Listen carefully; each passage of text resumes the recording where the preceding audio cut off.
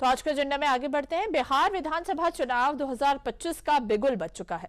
मतदान की तारीखें सामने आ चुकी है।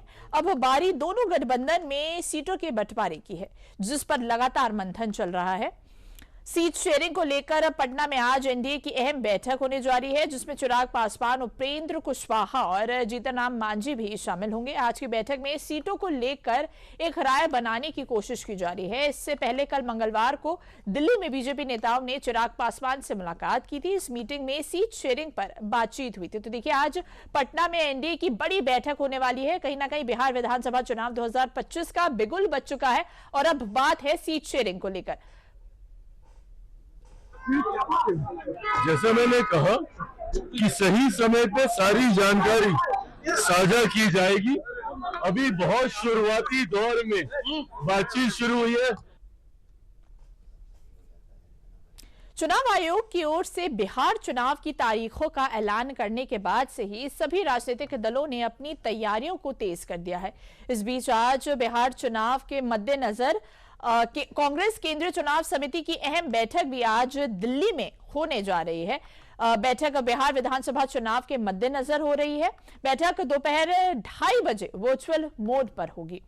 वहीं राहुल गांधी समेत कई नेता इसमें शामिल हो सकते हैं। बैठक में बिहार चुनाव के लिए उम्मीदवारों के नाम पर अंतिम मुहर लग सकती। तो देखिए, बिहार चुनाव के मद्देनजर सीईसी की भी अहम बैठक होने वाली है। वर्चुअल तौर पर यह बैठक होगी 2:30 बजे। इसका जो समय है वो निर्धारित किया गया है।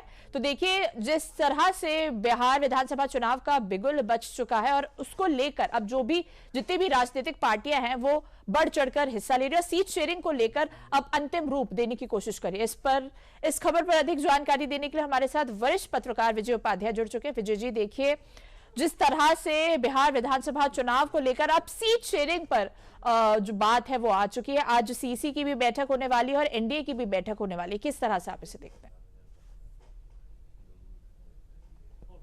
इंडिया अलायंस के लिए बहुत इंपॉर्टेंट है और इंडिया अलायंस चूंकि महाराष्ट्र और हरियाणा का चुनाव हार गया, दिल्ली में कुछ नहीं कर पाया, तो अब उसे सबसे ज्यादा उम्मीद बिहार से। लेकिन वहां सीट शेयरिंग आरजेडी और कांग्रेस के बीच में भी टसल है कि कांग्रेस कितनी सीटों पे लड़ेगी। पिछली बार कांग्रेस 70 सीटों पे लड़ी थी, इस बार वो ज्यादा सीटें चाहती है।